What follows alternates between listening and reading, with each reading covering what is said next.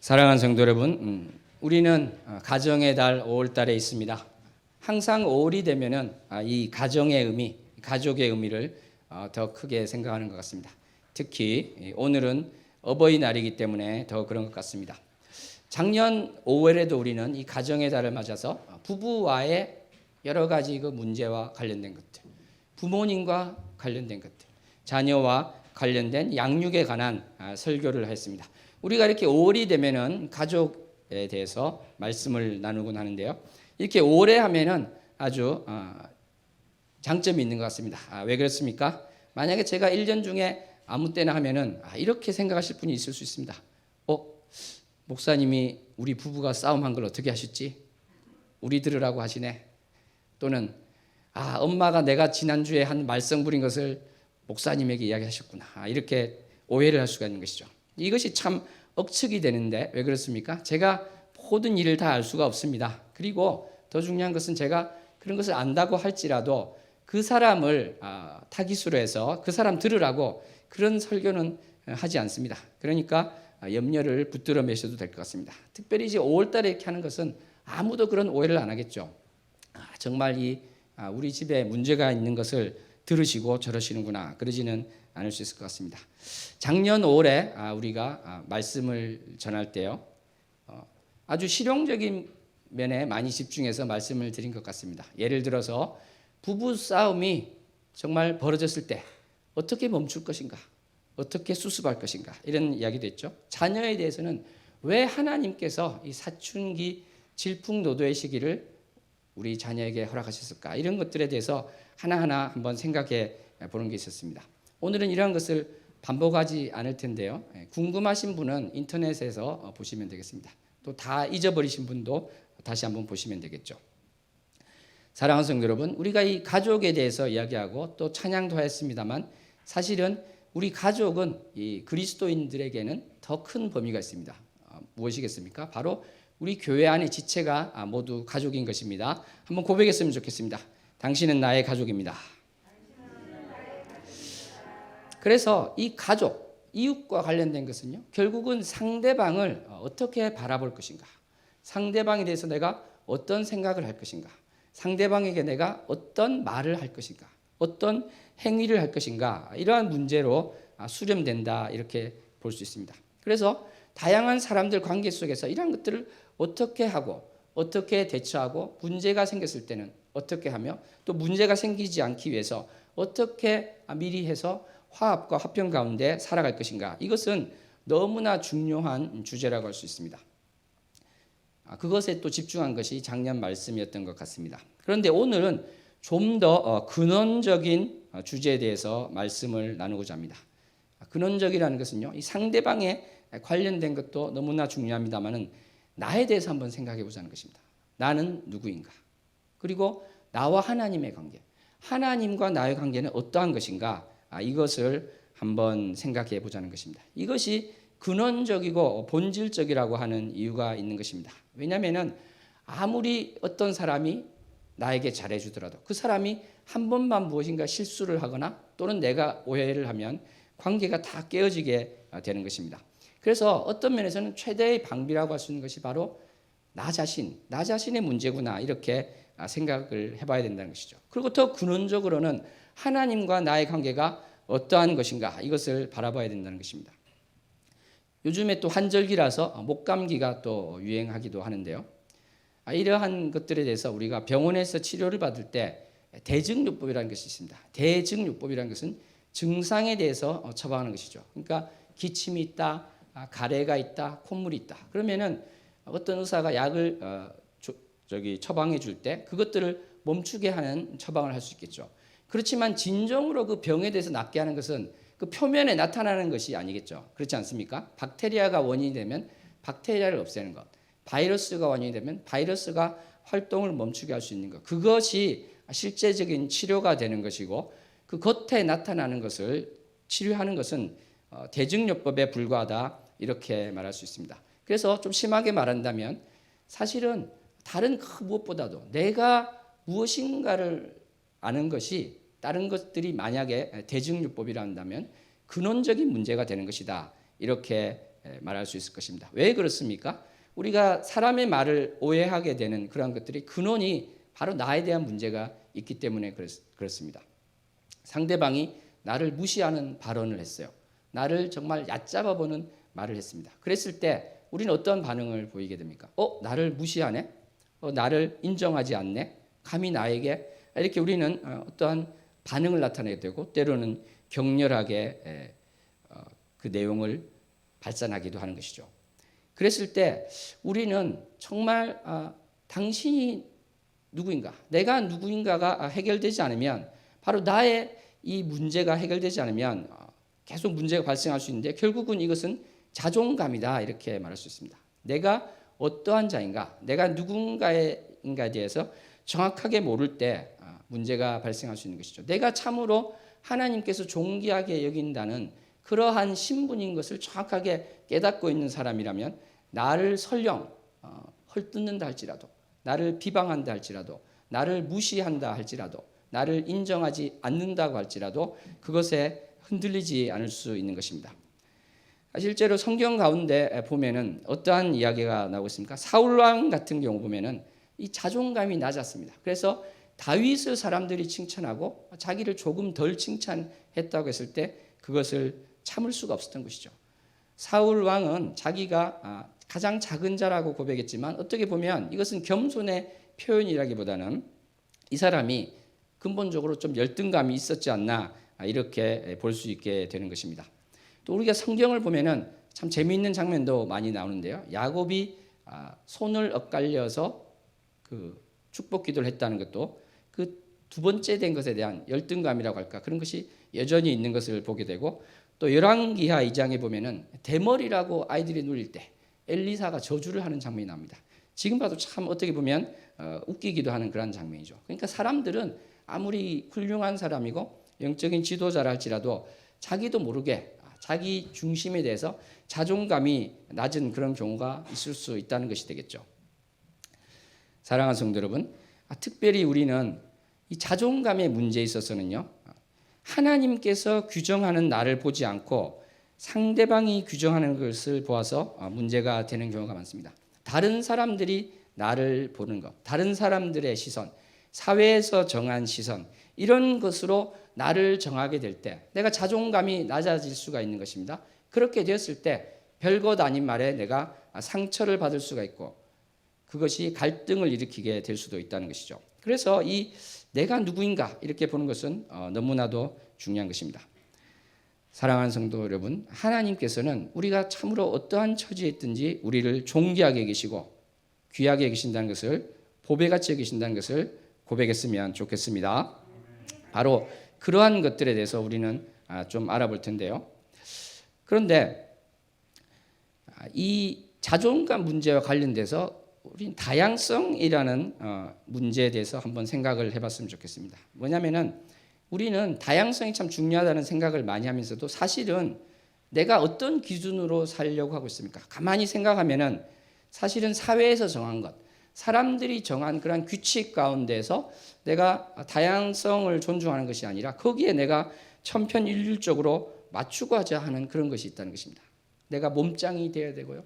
공부도 잘해야 되고 돈도 많이 벌어야 되고 남들 보기에 다 뛰어나야 되고 스포츠도 잘해야 되고 위트도 있어야 되고 이러한 것들이 너무 많을 수 있다는 것이죠.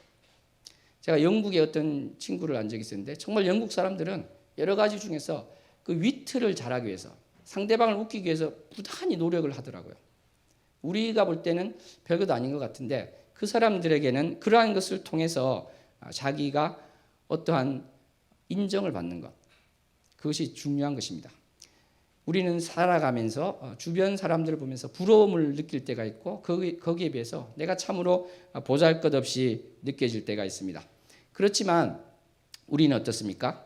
우리 이 기독교는 어떻게 보면 우리가 이 살고 있는 사회를 태동시킨 그러한 역할도 하는 것인데요. 그것은 바로 신용이라는 문제를 이야기하면서 직업에는 귀천이 없다 이렇게 이야기를 했죠. 여러분 직업에 귀천이 없다는 것을 믿으십니까? 왜 아멘을 안 하시죠? 예, 직업에 귀천이 없습니다. 제가 고등학교 때 생각나는데 윤리 시간에 직업에 귀천이 없습니다 이렇게 윤리 선생님이 이야기하시니까 어떤 학생이 손을 들더니 선생님 그래도 귀천이 있는 것 같은데요. 그러니까 선생님께서 직업에는 귀천이 없습니다. 그 학생이 귀천이 있는 것 같은데요. 제가 보니까. 그러니까 그분이 여러 번 이렇게 왔다 갔다 하다가 책을 던지면서 귀천이 없다고 하셨다는 그런 이야기도 있었습니다. 그렇게 우리는 사회를 보면은요, 귀천이 참 있는 것 같은데 정말 우리는 고백해야 될 줄로 믿습니다. 하나님이 보시기에는 그 많은 차이가 전혀 크게 보이지 않는다는 것입니다. 아멘. 우리가 우주로 가서 지구를 보면 지구가 어떻습니까? 동그랗죠. 이 땅에서 보면은 저기 높은 마철과 같은 건물도 있고 산도 있습니다만, 그래서 멀리서 봐도 그것들이 막 튀어나올 것 같습니다만, 그래서 지구가 좀 울퉁불퉁하게 생겼을 것 같습니다만 어떻습니까? 사진을 보면 완전히 동그랗죠. 하나님 보시기에 그렇다는 것입니다. 우리가 누구는 높아 보이고 나는 낮아 보이지만 하나님 보실 때는 정말 도토리 기재기에 불과하고 다 똑같아, 이렇게 보시는 것입니다. 아멘. 그리고 다 똑같은데 그 중에서도 하나님께서는 우리를 너무나 사랑하시고 존귀하게 여기신다는 것입니다.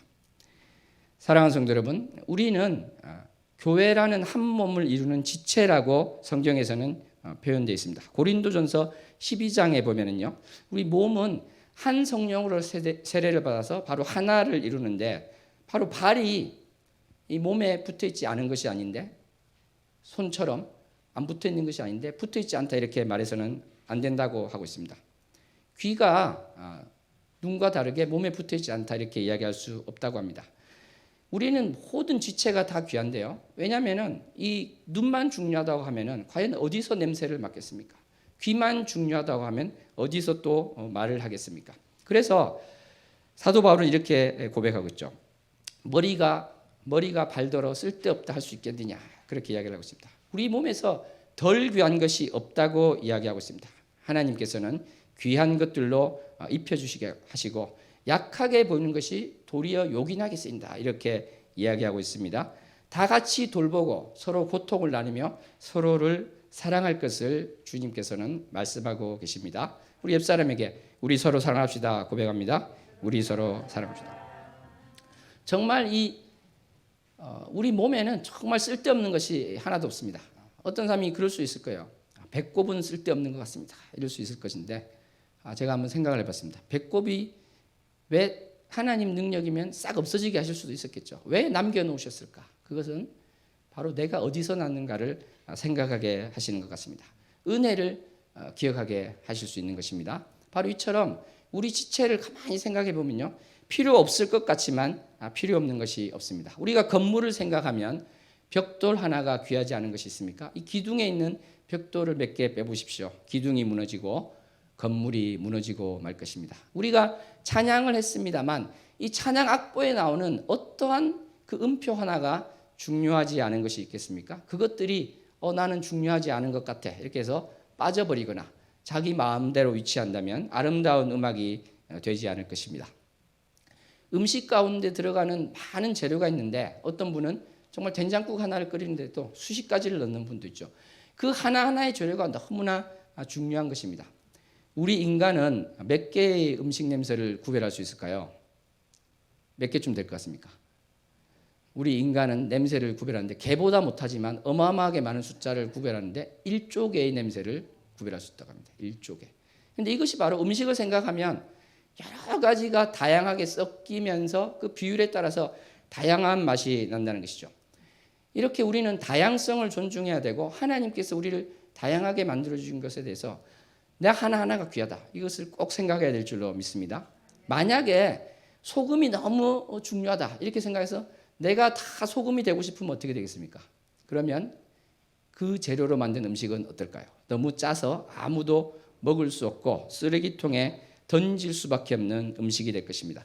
바로 하나님께서 우리를 바라보실 때 그러하다 이렇게 생각됩니다. 내가 정말 저분에 비해서 너무 모자란 것 같고 내가 저 사람에 비해서 너무나 부족한 것 같지만 바로 그러하기 때문에 바로 당신 때문에 하나님께서 우리를 흠양하실 수 있는 것입니다. 하나님께서 짜다, 로봇 같다 뱉어버리는 것이 아니라 우리를 기뻐 받으실 수 있는 것입니다.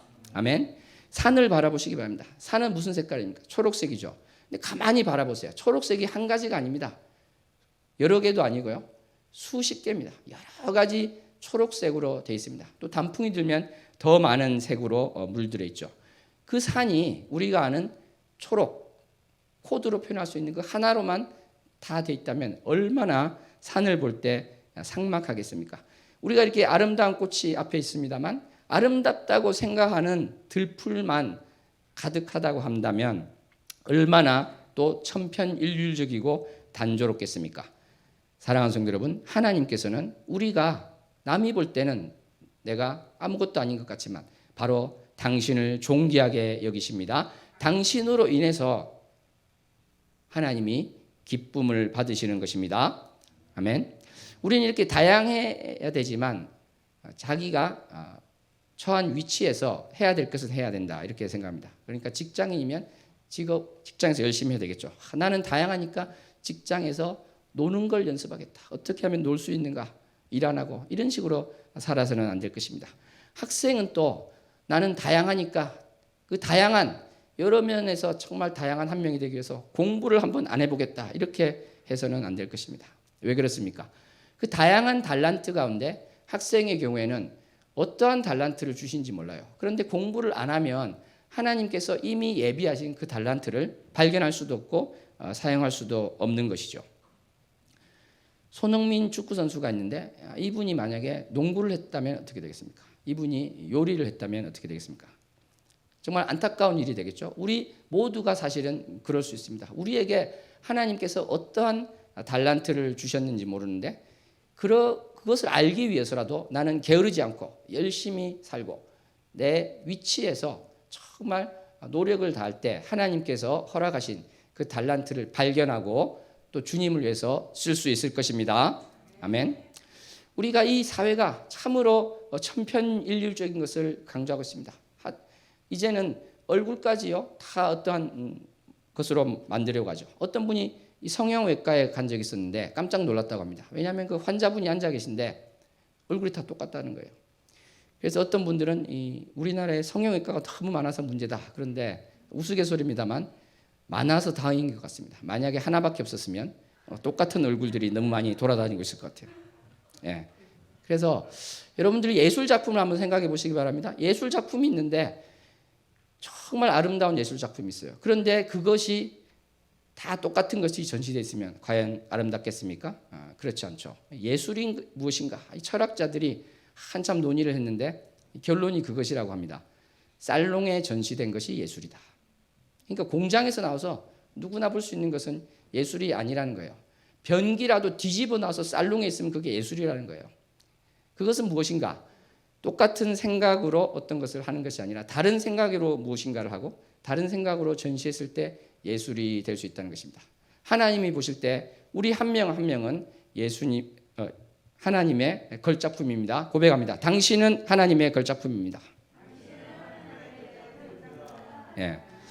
하나님께서는 우리를 공장에서 찍어내듯이 만들어진 그러한 존재가 되기를 원하지 않으십니다. 로봇과 같은 그러한 존재가 되기를 원하지 않으십니다. 정말 다양한 살롱에서 그 예술 작품이 있는 것처럼 우리가 주님께서 보실 때 다양하고 정말 여러 면에서 주님의 기쁨이 되기를 원하는 것이 있는 것입니다. 우리 부모 입장에서 자녀들을 이렇게 다양하게 하는 건 물론 쉽지 않죠. 그렇지만 주님께 간구하면서 그것을 찾고 구하고 나가야 될 것이라고 생각합니다. 우리가 이렇게 다 다양하지만 하나의 공통점이 있다면 무엇이겠습니까? 바로 우리를 주님께서 성전으로 삼아주셨습니다. 예수님이 사실은 성전이신데요. 우리를 예수님과 어떻게 보면 비슷하게 이렇게 보시고 주님께서 우리 안에 거하신다는 것. 이것이 기적 중에 기적이다 이렇게 이야기할 수 있을 것입니다. 사랑하는 성도 여러분, 오늘은 정말 중요한 또 말씀을 하려고 하는데요. 하나님과의 관계에 대한 것에 대해서 좀 말씀을 하고자 합니다. 오늘 본문 말씀을 한번 읽어보도록 하겠습니다. 오늘 주보에 있는 본문 말씀 합독합니다. 너는 다른 신에게 절하지 말라. 여호와는 질투라 이름하는 질투의 하나님이니라. 제가 이 본문 말씀을 지금보다는 조금 더 앞에 읽으려고 했는데 조금 늦었습니다. 서두에는 안 읽었는데 일부러. 왜 그러냐면 이 본문 말씀을 보면은 오늘 말씀이 이런 식으로 나가겠구나 선입관을 가질 수 있을까 봐 사실은 그렇게 한 것입니다. 여기 말씀을 보시면 하나님이 어떤 분이라고 되십니까? 그 이름이 질투의 하나님이다. 이렇게 이야기하고 있습니다. 질투의 하나님. 과연 이 질투의 하나님은 어떠한 것을 이야기하고 있는 것일까요? 하나님과 나와의 관계에서 어떠한 이야기를 하고 있는 것이 되겠습니까? 이 질투와 관련된 여러 가지 말씀이 있는데 바로 십계명에 나오는 그 말씀이 가장 중요합니다. 출애굽기 20장 5절 한번 합독하겠습니다. 그것들에게 절하지 말며 그것들을 섬기지 말라. 나 내 하나님 여호와는 질투하는 하나님인즉 나를 미워하는 자의 죄를 갚되 아버지로부터 아들에게로 3, 4대까지 이르게 하거니와. 예. 질투하는 하나님인데 지금 우리가 본 것은 우리에게 죄를 갚는 하나님이시구나. 심판하시는 하나님구나. 이 생각을 처음에 하실 수 있을 것입니다. 실제로 그래서 이 질투하는 하나님과 관련돼서 지금 우리가 본 본문 이 출애굽기 20장 5절 말씀 후반부에 집중하는 성경학자들이 많습니다. 그러니까 우리와 하나님의 관계는 주인과 종의 관계이다. 그러므로 우리는 다른 주인을 섬길 때 정말 심판이 임한다. 어떻게 보면 고용된 자와 고용한 사람의 관계다. 그렇게 이야기를 하는 성경학자가 있습니다. 그게 아니다. 이것은 하나님의 자비와 관련된 것이고 그 은혜를 저버렸을 때 오는 그 후과에 대한 이야기다. 이렇게 좀 다른 각도에서 이야기하지만 결국은 대동소이한 것은 바로 후자의 방점이 있다. 그러니까 심판과 관련된 것에 방점이 있다는 것인데 오늘 저는 그 부분이 아니라 질투하는 하나님이다. 질투의 하나님이 과연 무엇인가? 이 질투에 대해서 좀 집중을 해보고자 합니다. 질투는 어떻게 정의를 할 수 있을까요? 그것은 바로 어떤 물건이나 사람을 잃을까봐 두려워해서 거기서 나오는 격렬한 감정이다. 이렇게 볼 수 있습니다. 두려워서 잃을까봐 그것 때문에 생기는 감정, 그게 질투. 그렇죠? 그렇게 거의 비슷하게 생각할 수 있죠. 부부 관계에서 아내가 남편이 다른 사람을 사랑해서 그쪽에 뺏기게 되면은 결국 잃는 게 되는 것이죠. 실제로 이 질투라는 히브리어의 발음과 거의 같은 발음이 있고 모음만 다른 그것이 있는데요. 뒷부분에 있는 그 단어도 소유하다라는 것입니다. 그러니까 소유와 관련된 것. 내가 잃어버릴까봐 거기에서 나오는 격렬한 감정이다. 이것이 바로 우리가 질투에 대해서 정의할 수 있을 것입니다. 그런데 이 스토아 학파라고 있었는데요. 이 스토아 학파에서는 이러한 부분들에 대해서 의문을 제기했습니다.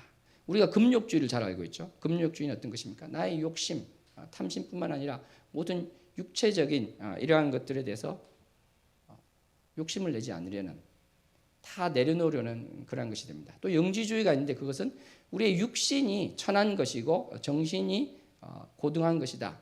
이렇게 이야기를 하고 있습니다.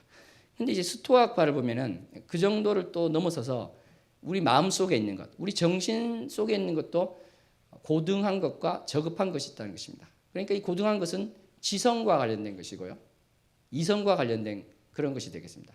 저급한 것이 무엇이 될까요? 이 감정, 질투와 같은 이러한 격렬한 감정, 이런 것은 저급하다. 이렇게 이야기를 하게 되는 것이죠. 그러니까 그런 식으로 바라보게 될 때 하나님이 질투의 하나님이다. 이러면은 그것을 글자 그대로 해석하려 하지 않고 저급하기 때문에 다른 식으로 이제 해석을 하려 합니다. 그 영향을 받은 심지어 성경학자들도 이제 그렇게 하는 경우가 있죠.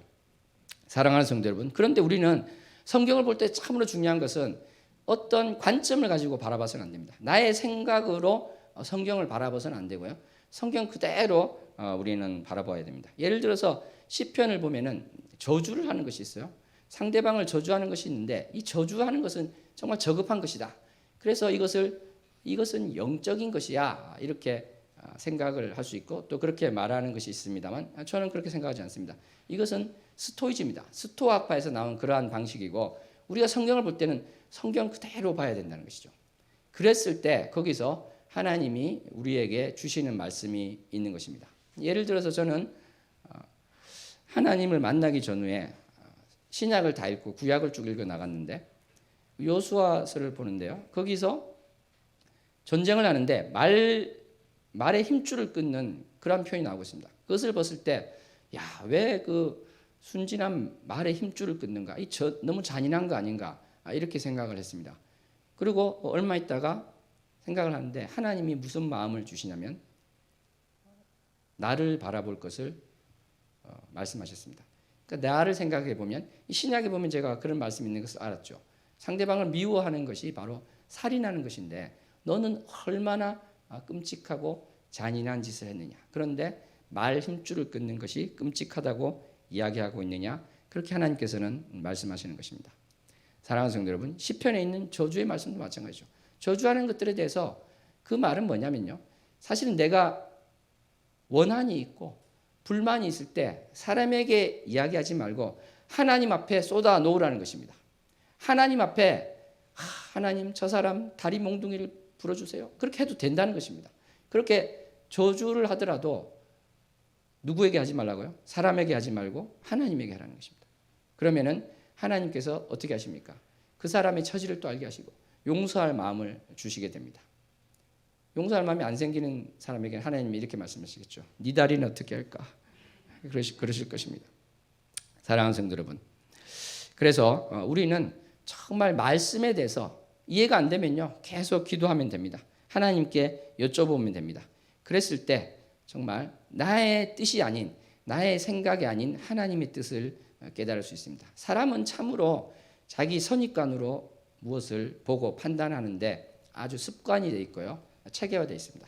어느 정도냐면 동물 행동학자들이 연구를 하는 것을 대해서 어떤 논문을 쓴 사람이 있는데 책을 쓴 사람이 있는데 그 내용을 보면 여성주의자는 동물을 관찰할 때도 암컷이 존중받고 암컷이 잘 되는 그것이 눈에 똑같은 동물을 봐도 보인다는 것입니다. 또 남성주의자는 똑같은 동물을 관찰해도 수컷이 지배하는 그것만 눈에 들어온다는 것이죠. 그러니까 사람이 자기가 보고 싶은 것만 본다는 것이에요. 제가 좀 그랬던 것 같습니다. 저는 하나님을 만나고 제가 프랑스 낭시에 있었는데 그때 교회 게시판에 글을 하나 올렸습니다. 그것은 한 페이지 정도 되는데 전도의 글이게 됐어요. 내가 하나님을 참 이렇게 생각했는데 알고 보니 이런 분입니다. 이렇게 쭉 썼던 기억이 납니다. 어떤 내용까지 있었냐면 어떤 미국의 어떤 병원에서 몰래 기도를 했는데 중보 기도를 했는데 그쪽을 한 팀이 정말 많이 나았더라.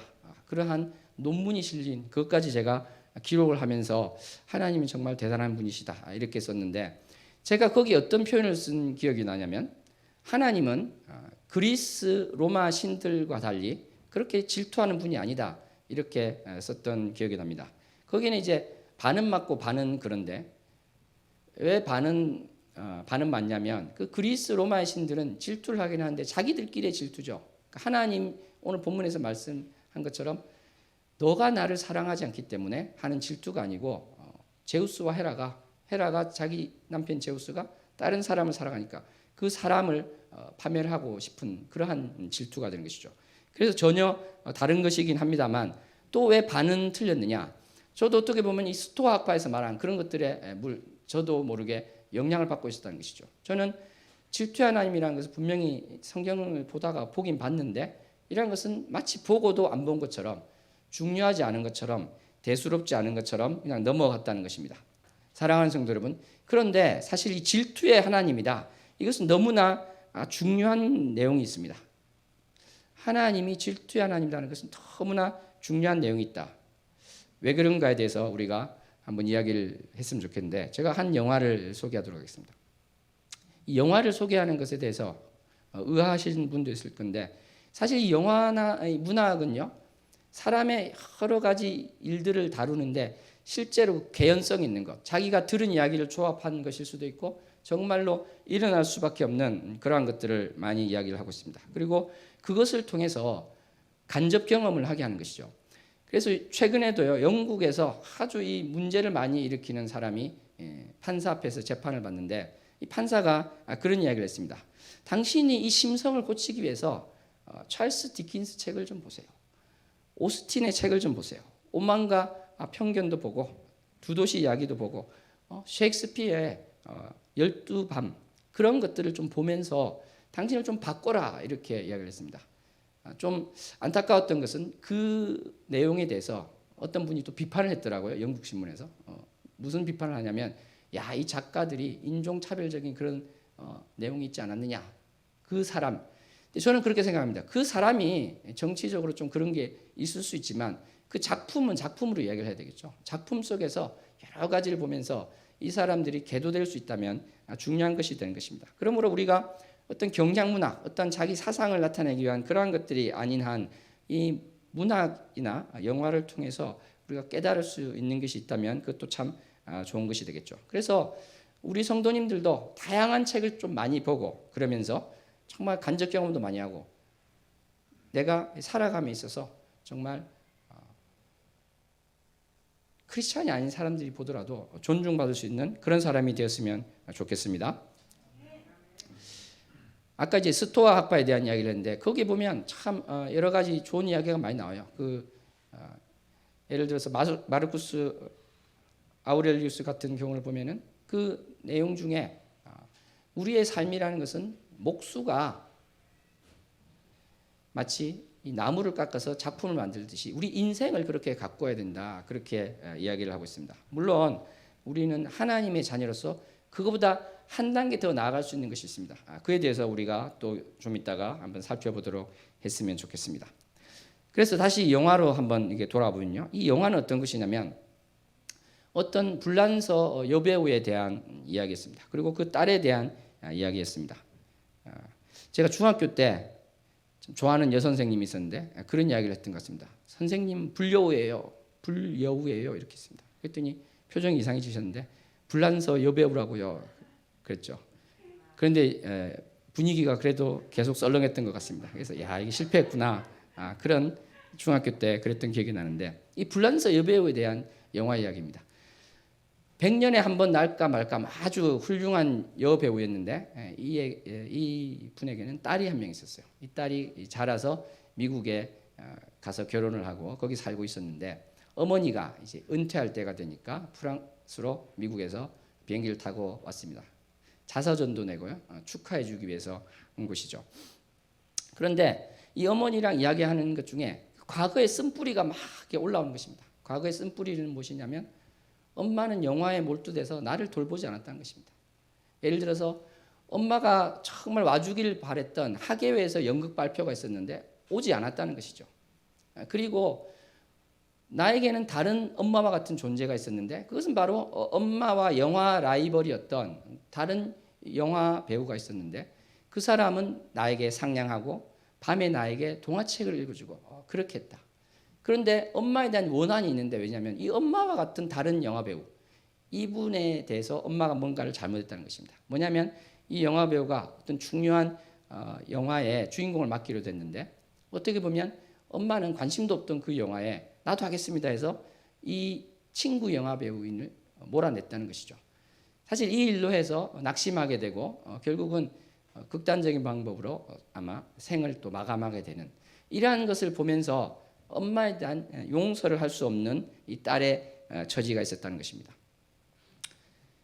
그런데 이제 다시 미국으로 돌아가기 얼마 안 되는 그 밤에 어머니가 그 이야기를 합니다. 딸아, 사실은 내가 너의 학예회에 갔었단다. 그런데 내가 너무 뛰어난 영화 배우기 때문에 너가 나를 보면 주눅이 들어서 연기를 제대로 못할까 봐 숨어 있었다. 이렇게 이야기를 합니다. 그리고 그 문제가 되었던 친구 영화 배우를 몰아내고 자기가 그 주인공이 됐던 그 영화는 사실은 너에게 밤마다 그 책을 읽어주던 그 동화책에 나오는 그러한 영화였고 나는 너가 나를 아닌 그 다른 여자를 엄마처럼 여기고 사랑하는 것에 대해서 질투를 느꼈다. 이렇게 이야기를 했습니다.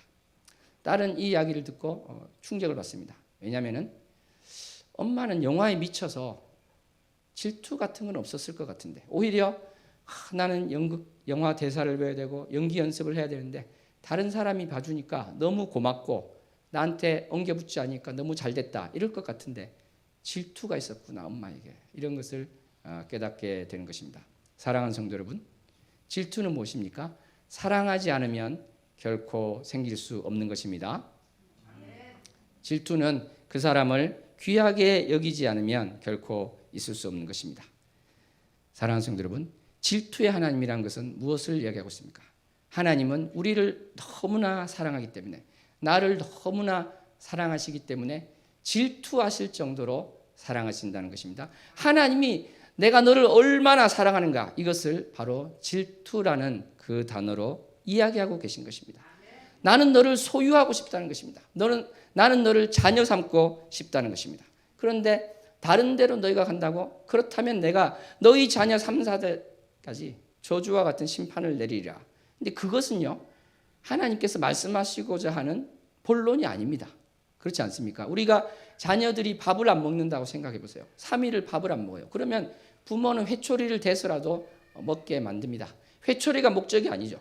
밥을 먹게 하는 게 목적이 되는 것입니다. 결코 심판이 목적이 아닙니다. 어떻게 보면 하나님은 말을 안 듣는, 정말 우상 숭배를 하고 다른 신을 섬기고, 지금으로 치면 하나님이 아닌 다른 것에, 돈에, 명예에, 다른 것에 내가 마음이 가 있을 때 심판을 하시고자 하는 것 같은데, 사실은 심판이 아니라 돌아오기를 바라는 것이 하나님의 마음인 것입니다. 우리가 호세아서를 보면 참으로 놀랍고 충격적인 것을 보게 됩니다. 하나님께서 호세아 선지자에게 음행한 여인과 결혼하라고 합니다. 음란한 여인과 결혼하라고 합니다. 그래서 이 여인은 어떻게 됩니까? 남편을 버리고 다른 남자를 떠나서 갔습니다. 만약에 심판이 주라고 한다면 하나님께서 너는 그 여인을 찾아가서 때려라, 이렇게 하실 수도 있고, 때려 죽여라, 돌로 쳐서 죽여라, 이럴 수도 있었겠죠. 실제로 율법에서 그러는 것은 죄도 되지 않습니다. 행음한 여인에게 그렇게 할 수 있는 권리까지 있었죠. 근데 하나님께서 뭐라고 말씀하셨습니까? 가서 사랑하고 데려오라고 하는 것입니다. 그 여인을 사랑하라, 이렇게 이야기하고 계십니다. 하나님께서 호세아 3장 1절에 보면은 이스라엘 자손이 다른 자손을 섬기고 건포도 과자를 즐길지라도 여호와가 그들을 사랑하나니, 이렇게 말씀하고 계신 것입니다. 사랑하는 성도 여러분, 내가 어떤 기간에 교회를 등질 수가 있습니다. 성경을 내팽개칠 수가 있습니다. 내가 누가 보더라도 악하게 살 수가 있습니다. 그럼에도 불구하고 하나님께서는 돌아오기를 원하시고 또 사랑하여서 안아주시기를 원하는 것입니다. 물론 우리가 착각하지 말아야 될 것은 이 세상에서 죄를 지었을 때 벌은 받는 것입니다. 내가 사람에게 폭행을 가했습니다. 내가 사기를 쳐서 돈을 벌었습니다. 감옥에 가야죠. 그런 것까지 면해 주시는 것은 아닙니다. 또 우리의 민법, 형법이 없더라도 하나님의 법에 위배되는 죄를 지었을 때 이 땅에서 고통을 받을 수도 있을 것입니다. 사랑하는 성도 여러분, 그렇지만 그럼에도 불구하고 이 땅에서 어떤 대가를 치름에도 불구하고 결코 놓치지 않는 하나님의 것은 바로 우리를 사랑하신다는 것입니다. 우리와 영원토록 함께하고 싶어하는 것이 바로 하나님의 사랑이요 하나님의 은혜라는 것입니다. 이것을 우리가 깨달을 때 정말 내가 남에게 어떠한 취급을 받을지라도, 바로 모든 사람이 나를 다 버리고 떠날지라도, 내가 70억 인구 중에 하나 남은 외톨이 같이 느껴질지라도 그렇지 않은 것입니다. 바로 하나님은 여전히 나를 사랑하고 계십니다. 주님은 내 손을 잡고 나를 안기를 원하시는 것입니다. 주님은 내가 돌아오기를 원하시는 것입니다. 그러므로 호세아서에 보면은 정말 돌아오기를 원하시고, 14장에 보면은 여호와께 돌아오라, 이 이야기를 하고 있습니다. 그리고 그 반역을 고치고 기쁘게 사랑하는 그 이야기를 하고 진노가 떠났다는 것을 이야기하고 계십니다. 우리가 구약 성경을 보면 참으로 놀라운 것을 많이 보게 되는데, 이스라엘 백성들이 하나님을 반역했을 때 이스라엘 백성들을 심판하시는데 이방 민족을 들어서 이들이 공격을 하게 합니다. 그래서 멸망을 하게 하는데, 그럴 때에도 어떤 이야기를 합니까? 이 이방 민족이 하나님의 도구가 되었죠. 그렇다고 해서 이방 민족을 축복하지 않으십니다. 왜냐하면 어떻게 보면 모순적으로 들릴 수 있지만 사랑하는 자를 이방 민족이 쳤어요. 그러면 잘했다, 칭찬하는 것이 아니라 이들에게도 심판을 이야기하십니다. 왜냐하면 어떤 경우는 말씀하신 것보다 더 심하게 한 경우도 있겠지만 근본적으로 이 사랑하는 자녀이기 때문에 거기에 대해서 이방인들이 한 수단이 되었을지라도 이들을 또 축복할 수는 없으신다는 것입니다. 고치기를 원하시는 것이지 그 목적이 멸망이 아니시기 때문에 그러한 것입니다. 사랑하는 성도 여러분, 아까 말씀드렸습니다. 하나님은 우리를 질투하기까지 사랑하신다고 했습니다. 옆 사람에게 한 번 더 고백합니다. 하나님은 당신을 질투하시기까지 사랑하십니다. 하나님은 당신을 질투하기까지 사랑하십니다. 아멘. 그런데 우리는 이것을 어떠한 것을 통해서 알 수 있습니까? 바로 여러분에게 쓴, 우리에게 쓴, 나에게 쓴 하나님의 편지인 성경을 보고 알 수 있습니다. 성경을 보면서 정말 하나님 나를 얼마나 사랑하시는가를 깨닫는 우리 모두가 되기를 소원합니다. 특별히 스바냐 3장 17절 한번 합독하도록 하겠습니다. 너의 하나님 여호와가 너희 가운데 계시니 그는 구원을 베푸실 전능자이시라. 그가 너로 말미암아 기쁨을 이기지 못하시며 너를 잠잠히 사랑하시며 너로 말미암아 즐거이 부르며 기뻐하시리라 하리라. 아멘. 근데 하나님께서 정말 이 기뻐하시는 하나님이신데 어느 정도로 기뻐하시는가? 바로 하나밖에 없는 아들, 독생자 예수님이 이 땅에 와서 침뱉음 받고요, 모욕을 당하고 채찍에 맞고 십자가에 매달려서 결국은 조롱 가운데, 멸시 가운데, 그 극악한 고통 가운데 죽는 그 아픔이 있음에도 불구하고 나를 구원하시기 위해서 독생자를 보내시는 것을 기뻐하셨다는 것입니다. 아멘. 하나님의 이 놀랍고 정말 우리 인간으로서는 상상할 수도 없는 크신 사랑을 우리는 생각하고 기억하며 감사해야 될 줄로 믿습니다. 아멘. 그래서 우리는 하나님은 정말 나를 사랑하신다, 이러한 믿음의 눈으로 성경을 보았으면 좋겠습니다. 그래서 하나님께서 나에게 어떤 말씀하시는지 귀를 기울이는 우리 모두가 되었으면 좋겠습니다. 어떤 분의 고백을 들은 적이 있습니다. 이분은 아주 공부를 잘해서 행시, 사시 이런 것을 외시 다 합격한 분인데 이분의 고백이 그래요. 내가 왜 공부를 잘했냐면 나는 모든 책을 읽을 때 저자 입장에서 읽으려고 그랬다. 그 저자가 어떠한 생각으로 어떠한 뜻으로 했을까 그것을 보려고 했다, 이렇게 했습니다. 이분이 대학에 가서 성경을 누군가에게 받았을 때 성경을 그런 마음으로 똑같이 읽었다고 합니다. 그래서 비판하기 위해서 본 것이 아니라 어떤 마음으로 이것이 있었을까. 그러다가 그분은 하나님을 만나게 되었다고 합니다. 바로 그러한 것입니다. 우리는 하나님의 사랑의 편지인 성경을 정말 시간을 내어서 계획을 세워서 읽어나갈 때 하나님의 사랑을 더 경험하고, 아직도 하나님을 인격적으로 만나지 못하신 분은 그것을 하기 위해서라도 성경을 읽기 위해서 결단하고 발을 떼기를 소원합니다. 아멘. 어떤 순회 선교사님의 고백이 기억납니다. 이분은 인생이 바뀐 계기가 뭐였냐면요, 한마디 음성을 들었는데 그것이 바로 너를 사랑한다, 그 하나님의 음성을 들은 것입니다. 이분은 이 한마디 때문에 평생을 버티고 있고 감사함으로 살고 계신 분입니다.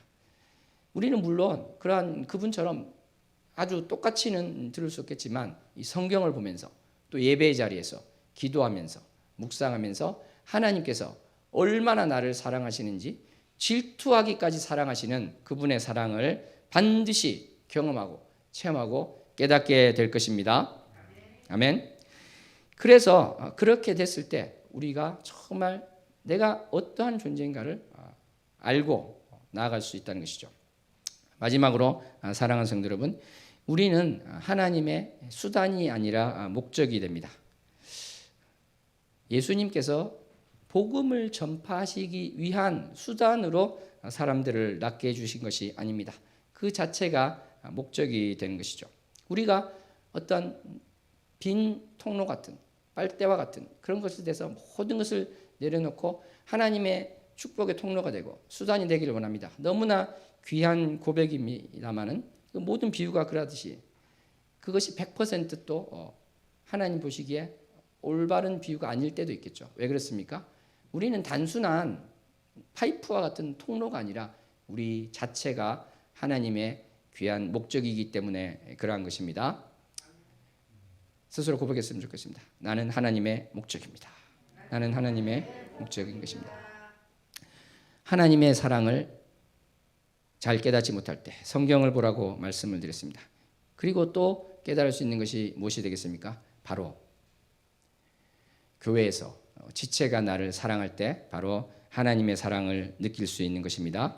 사랑하는 성도 여러분, 예수님께서 유언처럼 말씀하신 서로 사랑하라고 하신 그것은 바로 하나님의 사랑을 우리가 깨닫고 느끼기 위해서도 너무나 필요한 것입니다.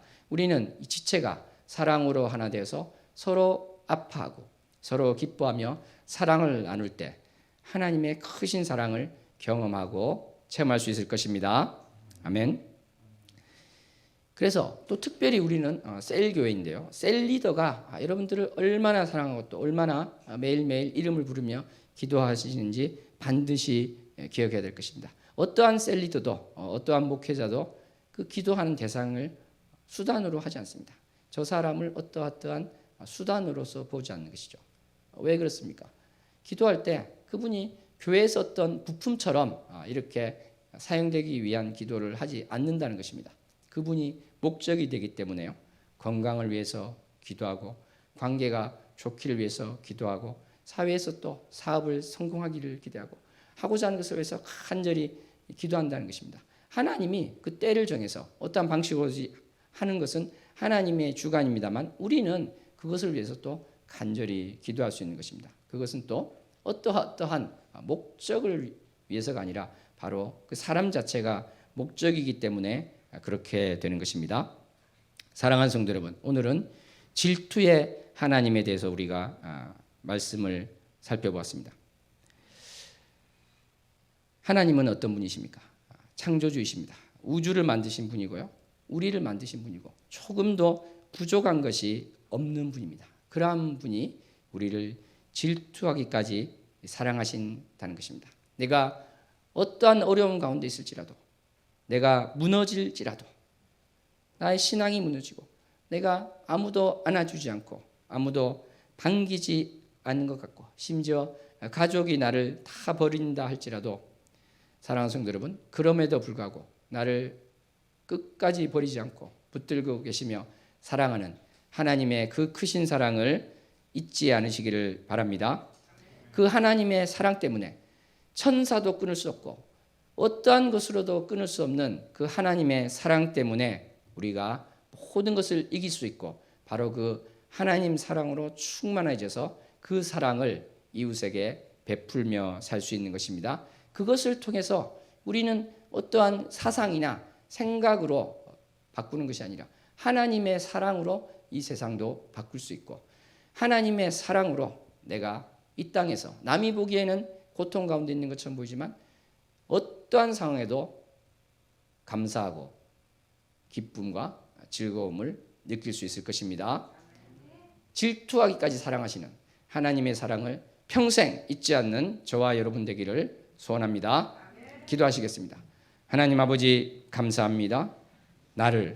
우리를 질투하시기까지 사랑하시는 하나님, 정말 하나님의 그 크신 사랑을 다시 한번 기억하는 자 되게 해주셔서 내가 어떠한 사람인가, 나는 하나님이 사랑하시는 그러한 존재입니다. 주님, 내가 주님을 사랑합니다. 주님의 사랑으로 말미암아 이 세상에 나가게 하시고 주님의 사랑으로 말미암아 모든 것을 이기고 모든 것에 감사하며 기쁨으로 살다가 예수 그리스도 앞에 서게 하여 주시옵소서. 예수님 이름으로 기도합나이다. 아멘. 우리 찬양하면서 정말 우리 마음속에서 우리 영 가운데 온전한 고백이 되기를 소원합니다. 예.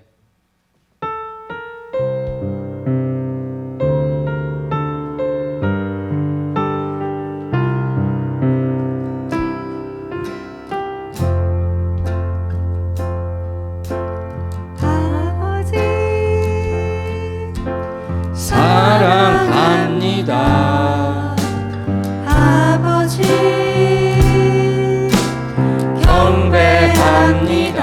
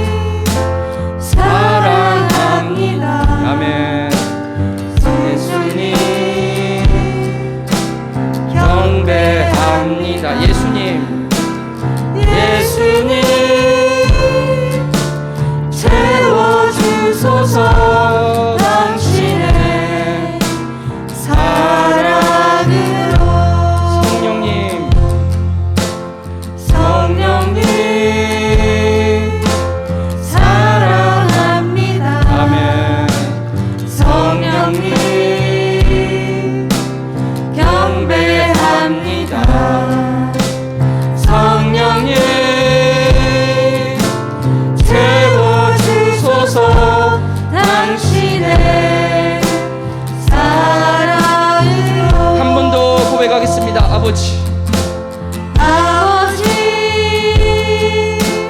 사랑합니다. 아버지 경배합니다. 아버지 채워주소서 당신의 사랑으로. 예수님 예수님 사랑합니다. 예수님 경배합니다. 예수님 채워주소서 당신의 사랑으로. 성령님 성령님 사랑합니다. 성령님 경배합니다. 성령님 채워주소서 당신의 사랑으로. 말씀 생각하시면서 주여 세 번 부르고 기도합니다. 주여 주여 사랑합니다. 주여. 아버지 하나님 감사합니다. 사랑합니다. 주님께서 질주하시기까지 나를 사랑한다 하셨습니다. 우리를 사랑한다 하셨습니다. 주님 그 사랑을 내가 다시 한번 깨닫게 하여 주시고, 주님께서 사랑하시는 자로서, 주님께서 존귀하게 여겨주신 자로서, 주님께서 붙들으신 자로서 나아가게 하여 주시옵소서. 그리하여서 나에게 쏟아지는 어떠한 문제 가운데서도 주님이 나를 사랑하신다는 그 하나로 모든 것을 넉넉히 이기는 자 되게 하여 주시옵소서. 주님의 사랑으로 내가 세상에 나가기를 원합니다. 지체 가운데 사랑으로 한 몸을 이루기를 원합니다. 주님 감사합니다. 사랑합니다. 주님께서 나를 붙들으시고 우리를 붙들어 주셔서 얼마나 주님께서 나를 사랑하시고 이 세상 가운데 귀하게 쓰고자 하신 기억하는 자 되게 도와주시옵소서. 아버지 참으로 회개하며 돌아오는 자가 되게 해주시고, 아버지 주님께서 살리라 결단하는 자 되게 해주셔서 참으로 나에게 심겨진 믿음의 씨앗이 자라는 자 되게 해주시고, 아버지께서 씹어주신 그 사랑이 충만히 자라는 자 되게 하여 주시옵소서. 우리가 사랑으로 한 몸을 이루게 하여 주사 많은 이들이 우리를 보고 예수 그리스도의 제자임을 경험하는 자 되게 하여 주시옵소서.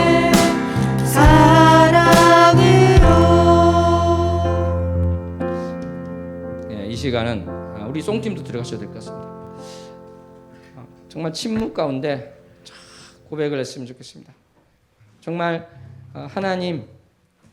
하나님께서 나를 얼마나 사랑하시는데 내가 어떠한 상황에 있더라도 돌아오기를 원하시고 주님의 사랑으로 나를 덮어주시기를 원하는데 내가 그것을 잊고 살았습니다. 내가 하나님의 사랑을 잘 모르고 있었습니다. 주님 사랑합니다. 주님의 사랑을 더 알기 위해서 성경을 오늘부터 열심히 보겠습니다. 주님의 음성을 듣기 위해서 기도를 하겠습니다. 묵상을 하겠습니다. 이 결단하는 시간을 침묵 가운데 가지기를 원합니다. 감사의 고백이 있는 침묵 기도를 지금부터 하도록 하겠습니다.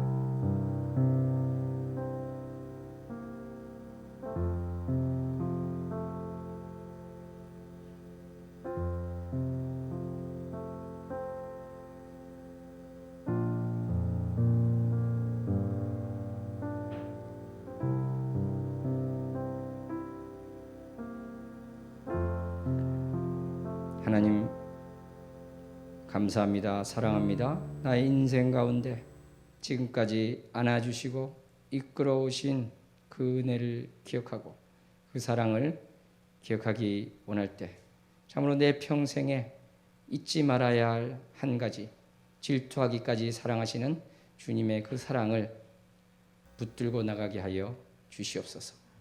기억하게 하여 주시옵소서.